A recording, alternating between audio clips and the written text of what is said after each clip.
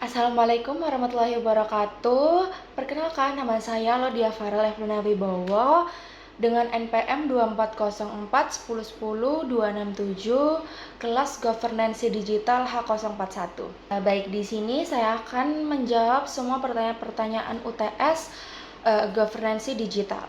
Untuk nomor 1, pertanyaannya adalah perbedaan tata kelola pemerintahan konvensional dan berbasis digital. Oke, menurut saya tata kelola pemerintahan konvensional biasa dilakukan secara manual dengan proses yang mengandalkan interaksi tatap muka dan dokumen fisik.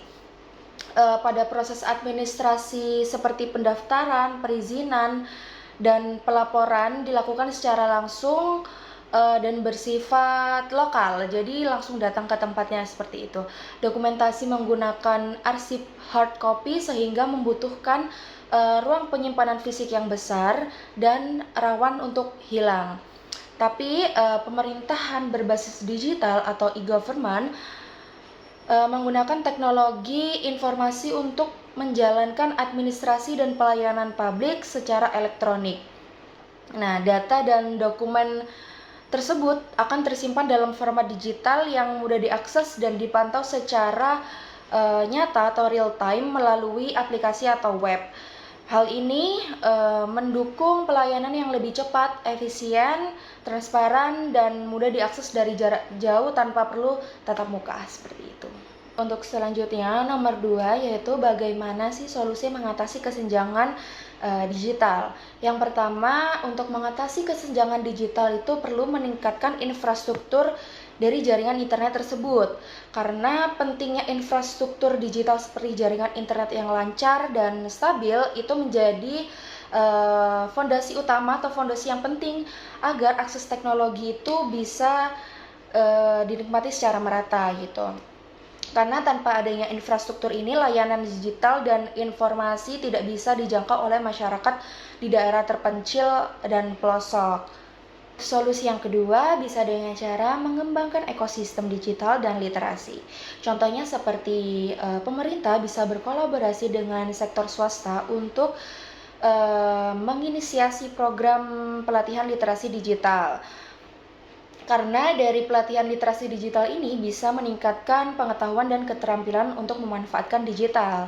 Nah, pentingnya literasi digital itu bisa memperkuat kemampuan masyarakat agar siap menggunakan layanan digital secara efektif dan aman.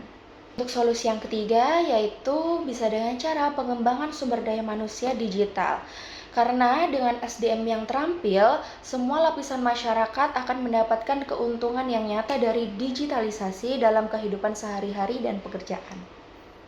Baik, selanjutnya soal nomor 3 yaitu apa aja tantangan implementasi e-government di negara-negara berkembang. Baik, untuk tantangan yang pertama yaitu adanya rendahnya literasi digital di kalangan masyarakat. Tingkat literasi digital yang rendah akan menjadi penghambat utama dari adopsi e-government ini, karena banyak warga yang belum menguasai kemampuan dasar dari menggunakan komputer dan internet, sehingga tidak dapat mengakses atau memanfaatkan layanan digital secara optimal. Dan hal ini juga berdampak pada rendahnya kepercayaan dan niat masyarakat untuk menggunakan layanan tersebut. Baik, untuk tantangan yang kedua ada masalah keamanan dan privasi data.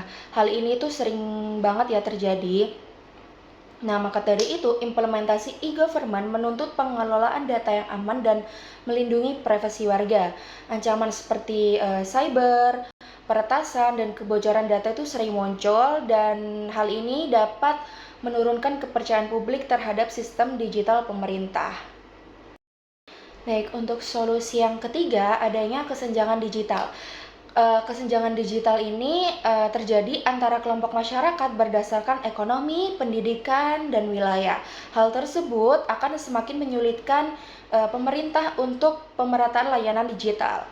Kelompok rentan seperti masyarakat miskin, lansia, dan yang berada di daerah terpencil atau terpelosok sering tidak bisa mengakses layanan digital dengan baik dan efektif. Baik, untuk soal yang terakhir, nomor 4, yaitu bagaimana penerapan prinsip transparansi dan akuntabilitas dalam governance digital dapat meningkatkan kepercayaan publik terhadap lembaga pemerintah.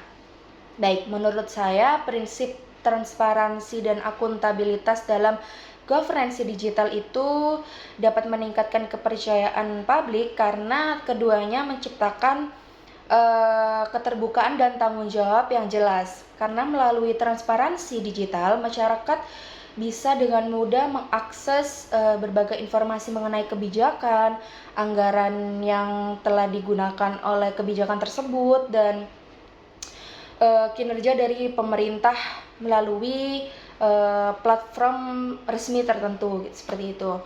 Dan hal ini membuat proses pemerintah lebih terbuka dan bisa mendorong partisipasi masyarakat dalam pengawasan publik, seperti itu. Sementara akuntabilitas itu memastikan setiap tindakan dan keputusan pemerintah dapat dipertanggungjawabkan secara jelas.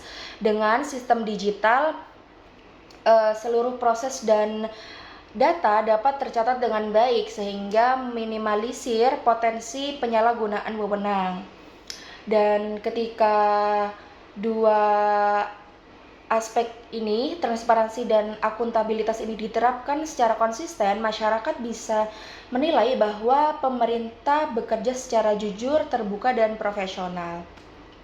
Kepercayaan publik pun bisa meningkat karena mereka melihat adanya komitmen nyata dari lembaga atau sektor pemerintahan untuk melayani dengan integritas dan bertanggung jawab, seperti itu. Baik, itu saja yang bisa saya sampaikan dari soal-soal UTS governance digital. Mohon maaf bila ada salah kata. Terima kasih. Wassalamualaikum warahmatullahi wabarakatuh.